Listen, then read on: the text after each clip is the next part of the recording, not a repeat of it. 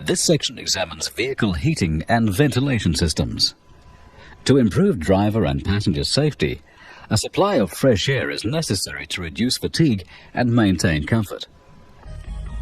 Fresh air is drawn from outside, usually through ducts at the base of the windscreen, and directed to the passenger compartment. The air is then delivered through ducts and flaps, which are positioned to direct air to particular points inside the passenger compartment.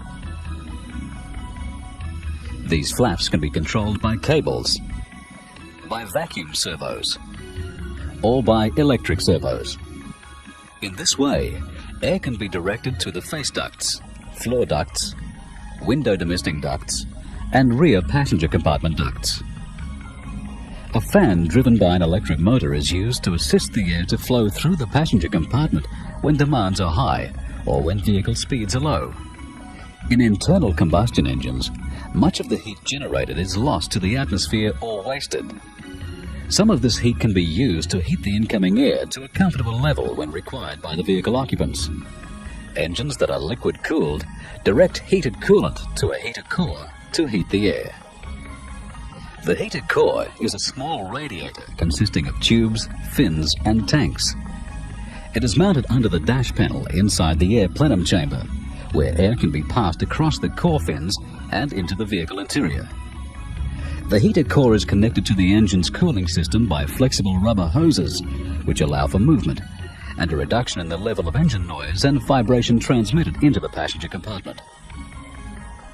The rubber hoses are fabric reinforced to resist cooling system pressure and temperature. The coolant flow is created by the engine water pump, directing the coolant through the heater core and then back to the engine. A heat control valve is located in one of the heater coolant hoses to adjust the quantity of coolant flowing through the heater core. The valve can be operated by a cable and lever system. A lever mounted on the vehicle's dash panel is connected by a cable to another lever on the heater valve. Movement of the dash lever is transferred through the cable to the lever on the heater valve. With the dash lever in the maximum heat position, the valve is fully open, allowing the maximum amount of coolant to circulate through the heater core.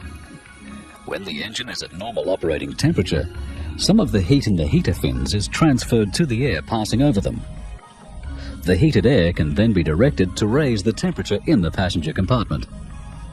Moving the lever to obtain a cooler temperature setting reduces the valve opening. This restricts the amount of coolant flowing through the heater core. Less heat is then transferred to the air passing over the heater core fins.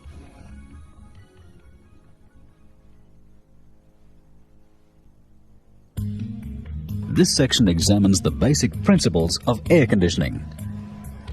The function of the air conditioning system is to reduce the temperature inside the passenger compartment to a level that ensures passenger comfort. It achieves this by removing excess heat and transferring it to the outside of the vehicle. The removal of heat lowers the temperature and the vehicle interior becomes colder. Cold is simply a relative absence of heat, or can be regarded as a condition which exists after heat has been removed. Heat always travels from a hotter object to a colder object. This heat transfer can take place by one of three methods: conduction, convection, or radiation. Conduction is heat transfer by direct contact. Convection is the transfer of heat by circulation of convection currents in a gas or liquid. Radiation transfers heat in rays.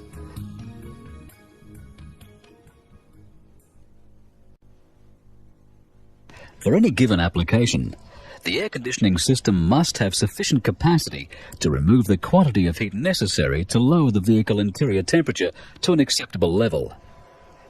Since heat is a form of energy, it cannot be destroyed. The air conditioning process is simply one of removing heat from one place and transferring it to another. The temperature level arrived at is simply the degree of hotness or coldness achieved, and is usually measured on the Celsius scale, which has two fixed points. The freezing point of water, that is when it turns to ice, is the lower fixed point. The boiling point of water, that is when it turns to steam, is the upper fixed point. When water turns to ice, heat has been removed from the liquid water to bring about a change of state to a solid. That is, when sufficient heat is removed from a body of water, its temperature will reduce to 0 degrees Celsius, and it will remain at 0 degrees until all the water has changed to its solid state, ice. For water to boil, heat has to be added to the water. While it is boiling, heat has to be added to it continuously to change its state from a liquid to a vapor. At standard atmospheric pressure, all the time the water is boiling, its temperature remains constant at 100 degrees Celsius until all the liquid has been transformed.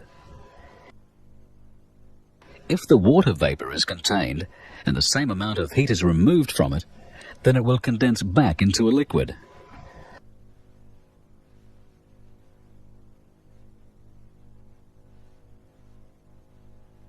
The greatest quantity of heat movement occurs during these changes of state, while a liquid is boiling and changing into a vapor, and when a vapor is condensing back into a liquid.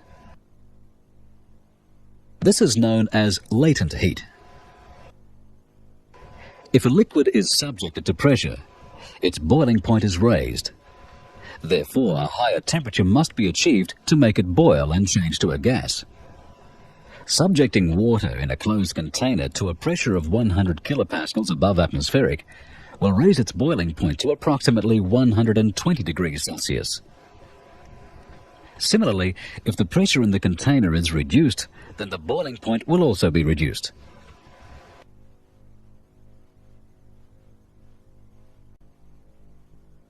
The refrigerant in the air conditioning system must have a low boiling point and must also be able to change its state in a continuous cycle of vaporization and condensation. One commonly used refrigerant, known as R134A, has a boiling point of minus 26.6 degrees Celsius. This is a liquid which boils well below normal room temperatures, and in vaporizing will absorb tremendous amounts of heat without increasing its own temperature. This vaporization must take place inside the vehicle in a unit which can become cold itself, and can be positioned so that the warm air inside the vehicle can be drawn into contact with it and give up its heat. This is the function of the evaporator. Once cooled, the air can be redistributed inside the passenger compartment. Since the refrigerant must carry away from the evaporator the heat it has absorbed, a continuous flow of refrigerant must be provided. This is the function of the compressor. The compressor circulates refrigerant through the system and also raises its pressure. Pressure can only be created when there is a restriction to the flow. This is provided for at the entry to the evaporator, where the quantity of refrigerant entering the evaporator is controlled. The restriction will also cause a drop in the pressure of the refrigerant as it enters the larger volume of the evaporator. The drop in pressure ensures the liquid refrigerant will be able to vaporize inside the evaporator coils.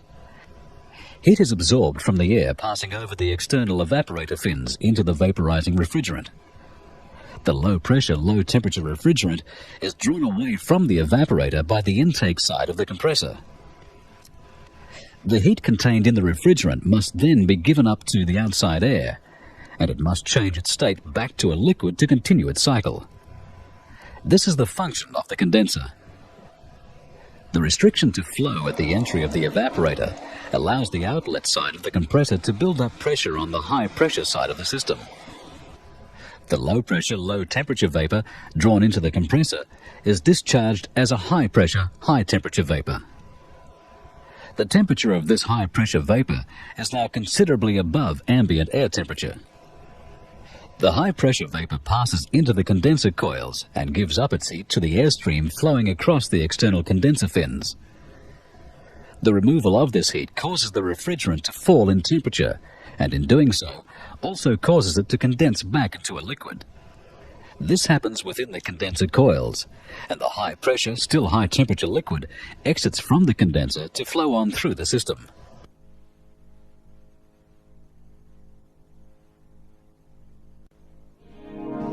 While air conditioning removes heat from the vehicle interior, it also reduces the amount of moisture in the air or relative humidity in the passenger compartment. This moisture is collected in a tray below the evaporator and is drained away to the outside of the vehicle by means of a rubber tube. The reduction in the humidity of the air further promotes body cooling by the more rapid evaporation of perspiration.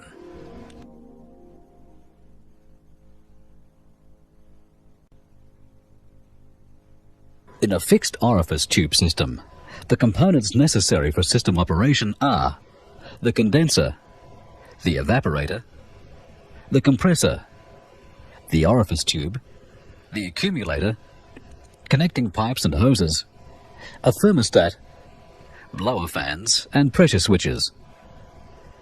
The orifice tube is located between the condenser and the evaporator and provides the restriction to flow necessary for system operation.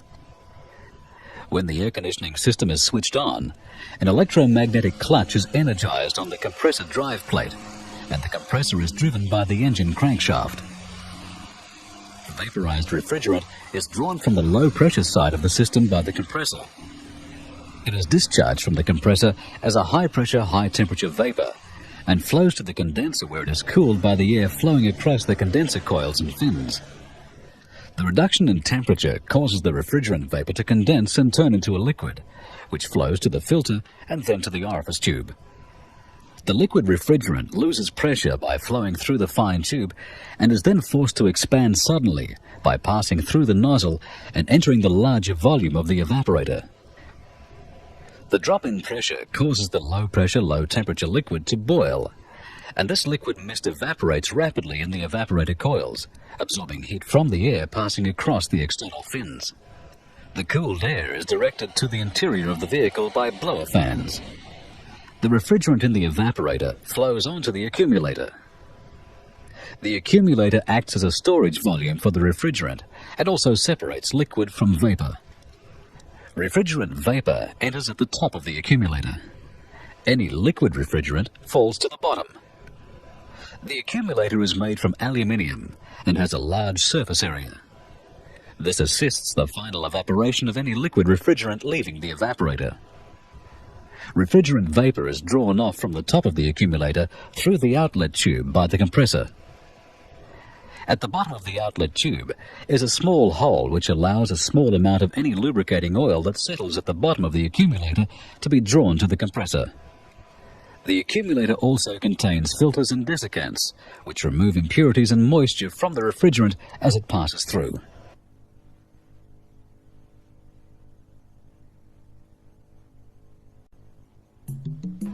Control devices are fitted into the system to ensure maximum efficiency and to protect components from damage. The thermostat is used to sense the temperature of the evaporator fins and help ensure that they do not drop below 1 degree Celsius.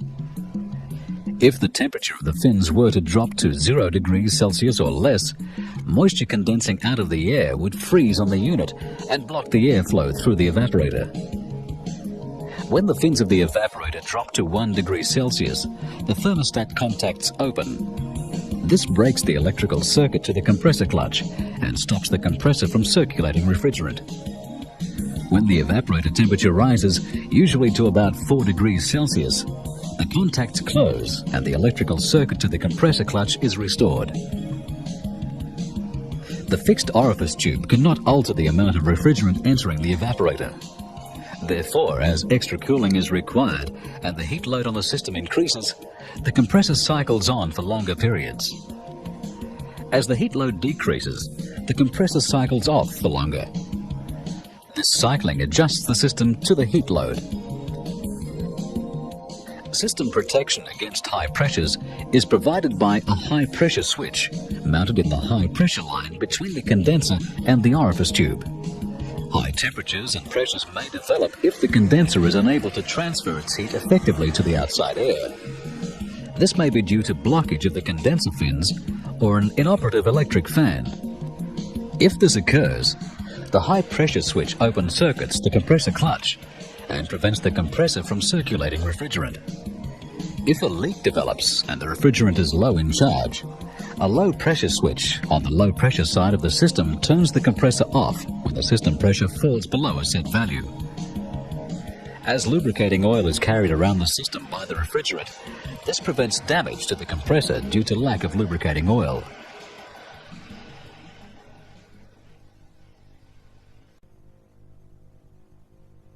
This section examines the thermostatic expansion valve system. In a thermostatic expansion valve system, the components necessary for system operation are the condenser, the evaporator, the compressor, the receiver dryer, the thermostatic expansion valve, connecting pipes and hoses, a thermostat, blower fans, and pressure switches. The thermostatic expansion valve, also called a TX valve, is located at the entry to the evaporator and provides a throttling or restricting function to control the quantity of refrigerant entering the evaporator. At the same time, it must provide for complete vaporization of all the liquid refrigerant which enters the evaporator. The system is charged with refrigerant and a quantity of lubricating oil, which circulates with the refrigerant at all times. When the air conditioning system is switched on, an electromagnetic clutch is energized on the compressor drive plate, and the compressor is driven by the engine crankshaft. Vaporized refrigerant is drawn from the low-pressure side of the system by the intake side of the compressor. It is discharged from the compressor as a high-pressure, high-temperature vapor and flows to the condenser where it is cooled by the air flowing across the condenser coils and fins. The reduction in temperature causes the refrigerant vapor to condense and turn into a liquid which flows to the receiver dryer. The receiver dryer acts as a storage volume for liquid refrigerant and also contains a filter and desiccant or drying material. The liquid refrigerant must pass through the filter and desiccant to reach the pickup tube where the refrigerant can flow on to the TX valve.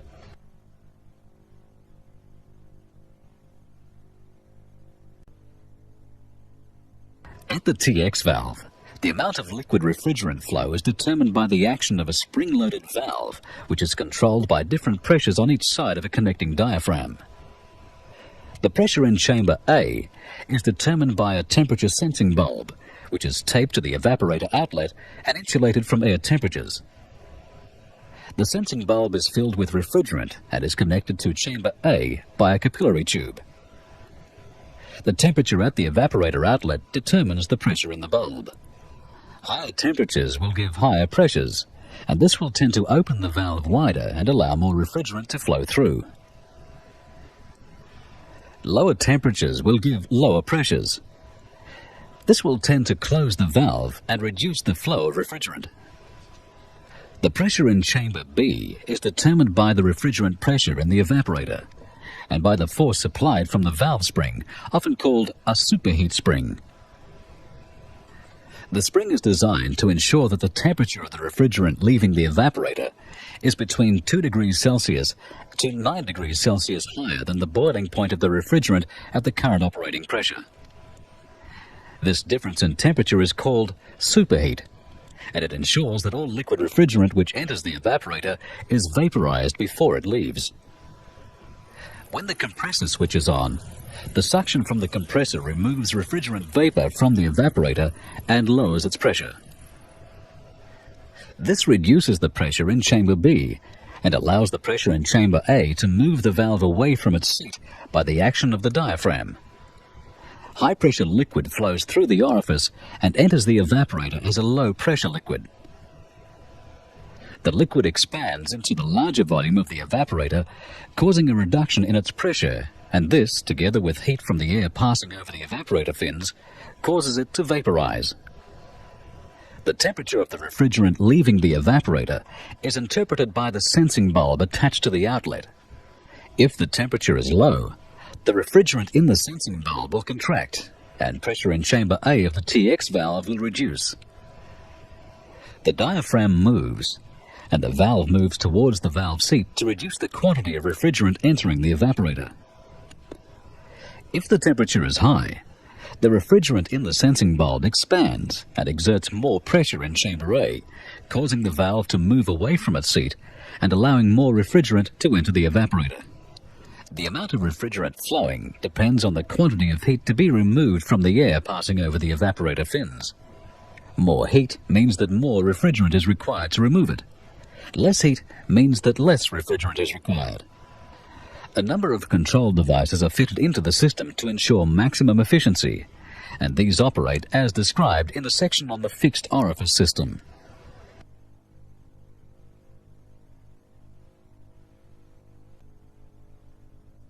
This section examines the electronic control unit for automatic air conditioning systems. An automatic air conditioner is a manual air conditioner and heating system equipped with sensors which detect changes in ambient temperature, cabin temperature, and solar radiation. The electronic control unit evaluates the signals from the sensors to determine the operating conditions, and outputs actuators to move dampers and valves to control the throughput, temperature, and direction of the air delivered by the system.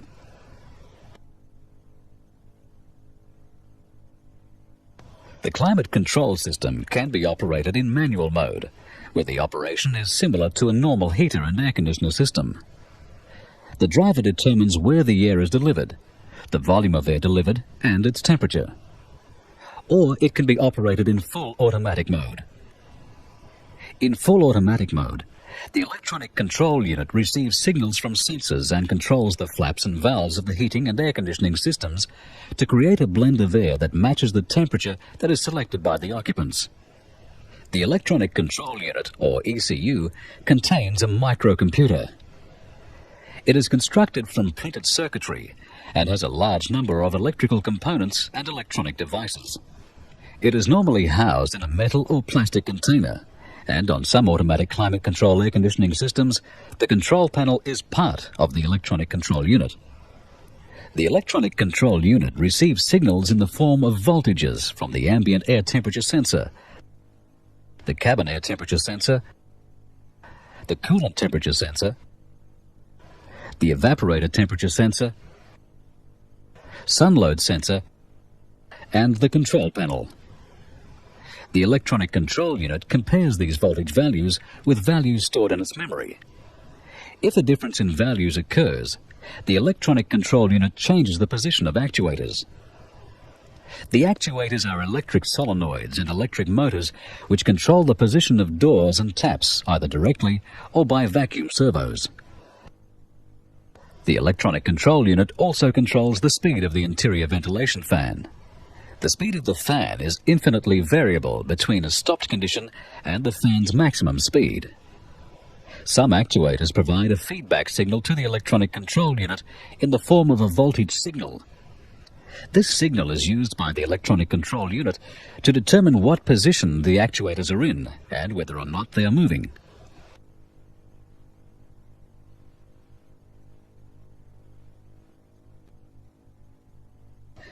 When placed in automatic mode, the electronic control unit uses the last operator desired cabin setting. For this example, 24 degrees Celsius. The electronic control unit checks the temperature of the outside air, called the ambient air temperature. This is registered by the ambient air temperature sensor at 28 degrees Celsius. The car is parked in bright sunlight, so the radiation from the sun has heated the cabin air temperature to 45 degrees Celsius. The sun load sensor registers that the vehicle is in bright sunlight. When the engine has started and the climate control system is functioning, the electronic control unit switches on the air conditioning compressor and increases the speed of the interior ventilation fan. Air is drawn into the fan either from outside the vehicle or from within the cabin. The air then flows through the air conditioning evaporator core where heat is removed. The cold air-conditioned air is directed by flaps and ducts throughout the cabin of the vehicle, absorbing heat from the vehicle cabin and occupants and thus lowering the temperature. The cabin air temperature is continually measured by the cabin air temperature sensor. When the cabin air temperature has been lowered to within approximately 2 degrees Celsius of the desired selection, the fan speed is gradually reduced. To achieve final control, the heater circuit may be opened and a blend door may be moved to direct some of the cold air-conditioned air through the heater core to provide fine temperature control. Both the fan speed and blend door openings are variable.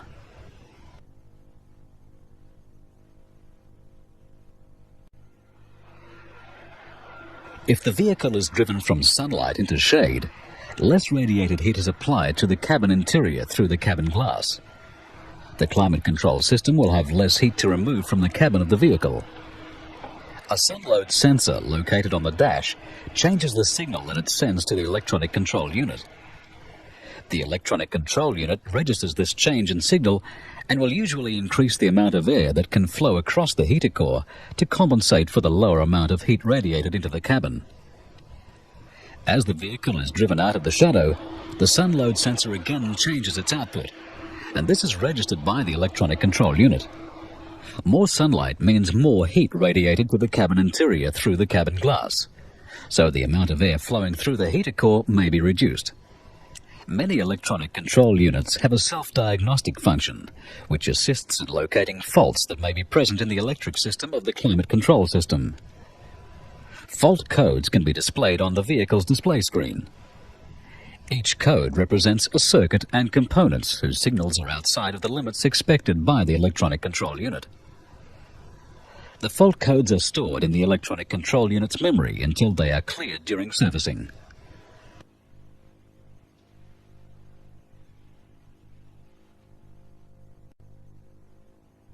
This section examines servo motors for automatic climate control air conditioning systems.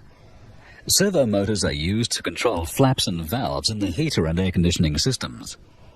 By repositioning the flaps and valves, the output temperatures can be adjusted to the temperature desired by the occupants of the vehicle. Servos can be one of two types: vacuum servos and electrical servos. Vacuum servos consist of a sealed housing divided by a flexible diaphragm. The diaphragm seals the housing into two separate chambers. One of the chambers is open to the atmosphere. The other side is sealed and has a fitting for a vacuum hose connection. A spring forces the diaphragm towards one side when no vacuum is applied to the diaphragm. A linkage from the diaphragm connects it to the component to be moved.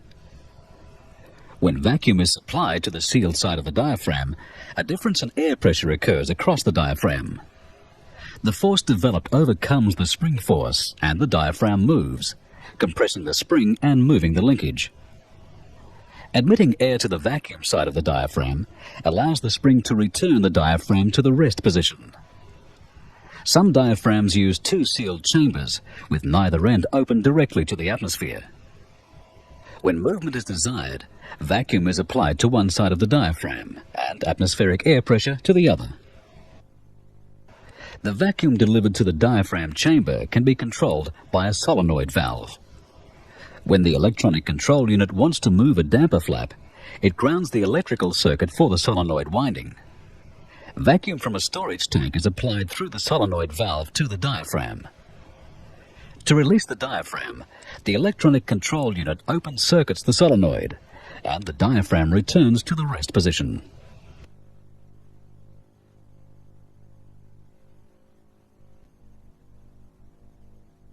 Movement of flaps and valves can also be achieved by using electrical motors that respond to output signals from the electronic control unit. An electrical servo motor is used to move the blend door. It incorporates limit switches to open circuit the motor when the maximum travel of the door has been reached. This stops the motor from burning out. Some electrical servos also utilize a carbon film potentiometer to signal to the electronic control unit the position of the blend door and, if it is moving, the direction in which it is traveling. A voltage from the electronic control unit is applied across the potentiometer. The wiper is connected by the signal wire to the electronic control unit. For maximum cooling effect, the blend door is moved to stop airflow through the heater core, and in this position, the voltage signal back to the control unit is at its lowest value. As the blend door is moved to allow airflow through the heater core, the voltage at the signal wire progressively increases until, at the maximum heat position, the voltage signal is at its highest. The control unit is thus aware of the blend door position, movement, and direction of travel.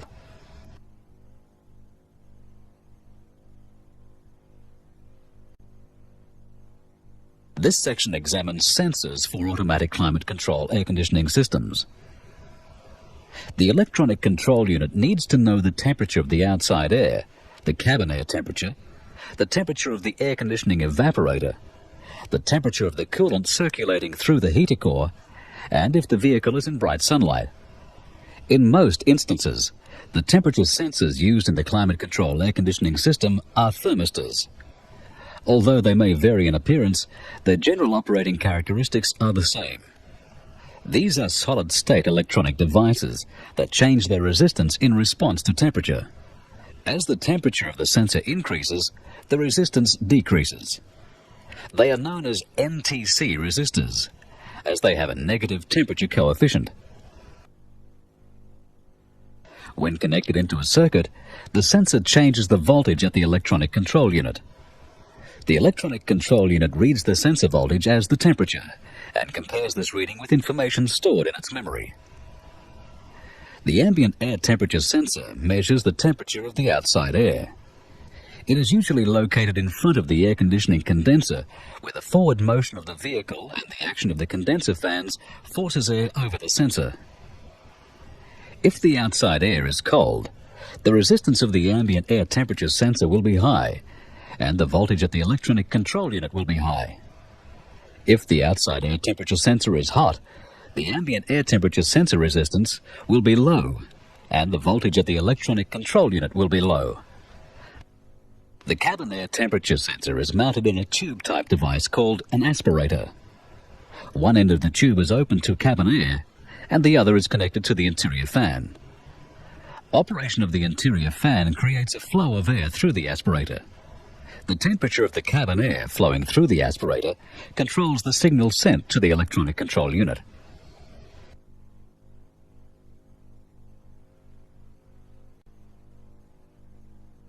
The evaporator temperature sensor is located in the airstream, where the air leaves the evaporator and signals to the control unit the temperature of the air.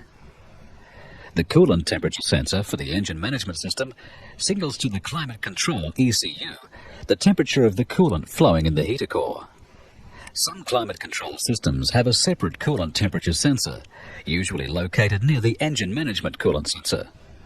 The signal from the coolant temperature sensor is used in conjunction with the signals from the ambient air sensor, the sun load sensor, and the cabin air temperature sensor to control heater and fan operation. For example, if the electronic control unit registers the following readings: coolant temperature 16 degrees Celsius, ambient air temperature 0 degrees Celsius, sun load 0, cabin air temperature 0 degrees Celsius, the heater tap will open fully, the blend door will move to maximum airflow across the heater core, and the fan speed will be slow and steady. The sun load or solar sensor is located on the dash panel where it is exposed to light entering through the windscreen of the vehicle. This sensor is a photodiode. It becomes more conductive as the light intensity increases. When connected to the electronic control unit, a change in light intensity is registered as a change in voltage. Other inputs to the electronic control unit come from the operator's control panel. The operator can tell the electronic control unit where to deliver air using switches which produce an on-off type signal. The unit will also receive instructions from the operator regarding the desired cabin temperature required. The desired temperature selection is used to tell the electronic control unit what temperature the operator wishes the inside of the vehicle to be. The electronic control unit then adjusts the position of valves and flaps to achieve the desired temperature.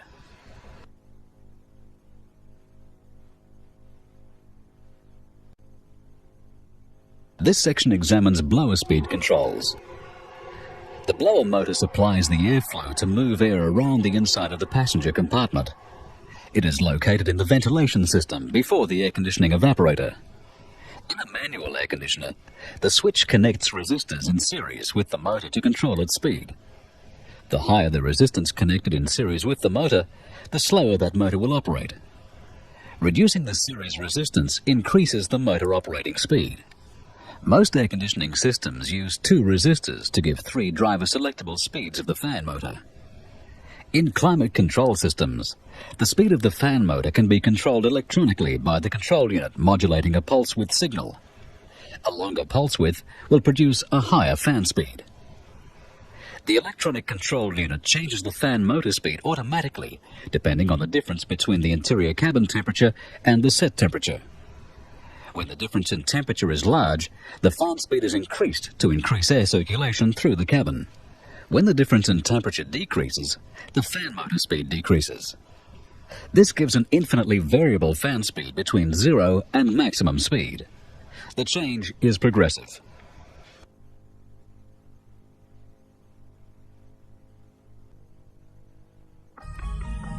This section examines air conditioning compressors. The air conditioning compressor circulates refrigerant through the air conditioning system. It is normally driven by a belt from the engine crankshaft. 4 basic types are used: reciprocating piston, rotary vane, scroll, and axial piston. The axial piston type is one of the most common. The cylinders are placed around the drive shaft and parallel to its axis. Each cylinder has a double-ended piston, allowing a separate pumping chamber at each end of the cylinder. Each pumping chamber has a set of inlet and discharge valves. The inlet reed valves are connected to the inlet port of the compressor by drillings. The discharge valves are connected to the discharge port also by drillings. A swash plate is attached to the drive plate at an angle. Rotation of the drive shaft causes the outer edge of the swash plate to constantly change its linear position. The pistons are connected to the outer edge of the swash plate by swiveling ball joints. The action of the plate and ball joints continually moves the pistons back and forth in the cylinder. As the volume above a piston increases, the refrigerant is drawn into the cylinder through the inlet reed valves. When the volume above a piston reduces, the refrigerant is forced out of the cylinder through the discharge reed valves. As one end of the cylinder is on the intake stroke, the other end is on the discharge stroke. This dual pumping action occurs in each cylinder during each revolution of the crankshaft.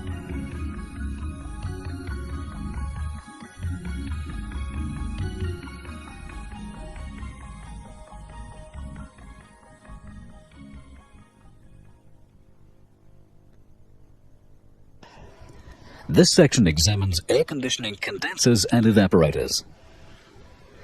The function of the condenser is to transfer heat from the high-pressure, high-temperature refrigerant to the outside air.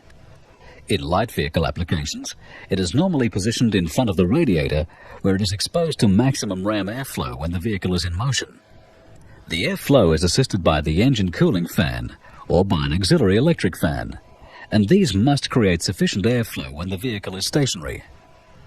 The condenser is usually made as a continuous coil of thin tube meshed with a compact series of fins surrounding it. The fins increase the surface area available to maximize the amount of heat transferred from the refrigerant to the outside air. The evaporator is mounted in the passenger compartment and is positioned so that air from the cabin interior can be passed across its external surface. It is normally constructed of aluminium tube with fins attached to increase the surface area. This maximizes the rate of heat removal from the air.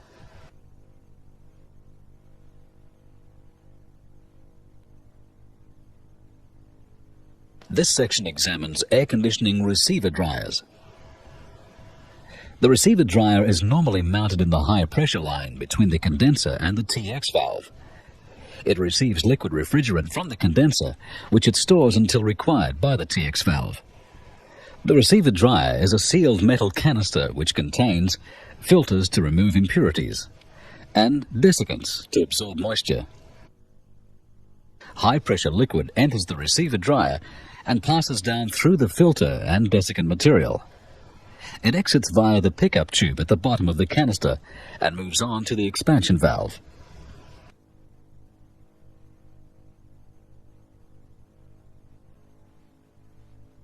This section examines air conditioning hoses and pipes. To carry refrigerant between the air conditioning system components, special types of hoses and pipes must be used. They must be capable of withstanding the high pressures and temperatures that are found inside the system, as well as being able to flex and withstand the vibrations and movement of the engine. Hoses are used to connect the inlet and outlet ports of the compressor to the air conditioning system. The hose connections are crimped to the hose and use special unions that must be carefully assembled to avoid leaks. Pipes are rigid tubes of metal, often found connecting components that are fixed to the body of the vehicle. All pipes must have properly formed bends and must be secured to the vehicle body to prevent fatigue cracks. The connections can be made with flared flanges or threaded unions that are welded to the pipe.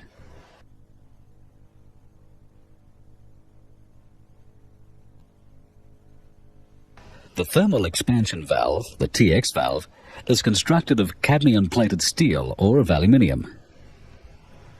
3 types are commonly used. These are internally equalized, externally equalized, and H-block.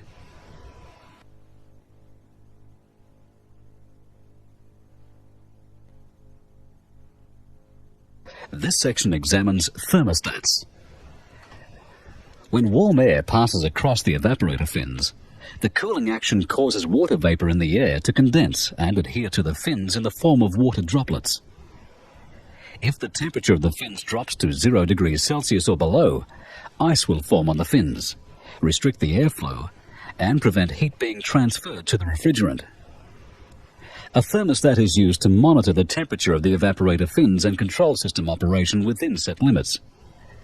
The bellows type has a capillary tube that is placed about 25 millimeters into the evaporator core so that it contacts the fins. The capillary tube and bellows are sealed and filled with a temperature-sensitive fluid, which expands and contracts with temperature changes. This increases or decreases the pressure in the bellows. The bellows is positioned to open and close a set of contacts which form part of the electrical circuit to the compressor clutch. Springs connected between the bellows contact frame and the thermostat housing try to keep the contacts open. Pressure in the bellows tries to force the contacts closed. When the temperature at the evaporator fins falls below the minimum setting, the fluid in the capillary tube contracts, reducing the size of the bellows. The springs mounted on the pivoted frame move the frame to open the contacts and break the electrical supply to the compressor clutch. The compressor stops circulating refrigerant around the system and the temperature of the evaporator fins begins to rise. This increased temperature is applied to the fluid in the capillary tube, causing an increase in pressure at the bellows. The bellows pushes on the pivoted frame against the spring force and closes the contact points to complete the circuit to the compressor clutch once more.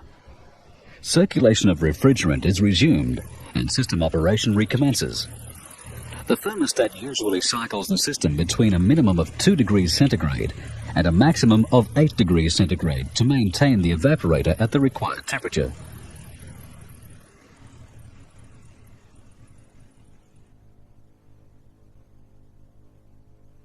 This section examines air conditioning system refrigerants. The refrigerant used for many years in automotive air conditioning systems is a substance known as dichlorodifluoromethane, commonly referred to as Freon, or R12. It is one of a group of gases called CFCs. R12 has the following properties. It is non-flammable, non-toxic, is stable at all temperatures, does not react with aluminium, steel or copper, and it is soluble in mineral oils. It also has a low boiling point and vaporizes at minus 30 degrees Celsius. However, it has recently been found to be harmful to the environment, and a number of alternative refrigerants have been considered to replace R12. The most practical of these being a liquid known as R134A. R134A is a refrigerant suitable for use in automotive air conditioning systems. It is an HFC, or hydrofluorocarbon. It does not contain the ozone-depleting chlorine atom. R134A has a boiling point of minus 26.2 degrees Celsius. All its other refrigerant characteristics are similar to R12. The only difference being that its operating pressures and temperatures in the evaporator and condenser are slightly higher than for R12. There are important differences in their chemical properties. Unlike R12, R134A is not soluble in mineral oils, so new compressor lubricating oils have been developed. To prevent the wrong lubricant or refrigerant being installed during servicing, the service ports on air conditioning systems have been changed so that the service equipment for an R12 system cannot be connected to an R134A system.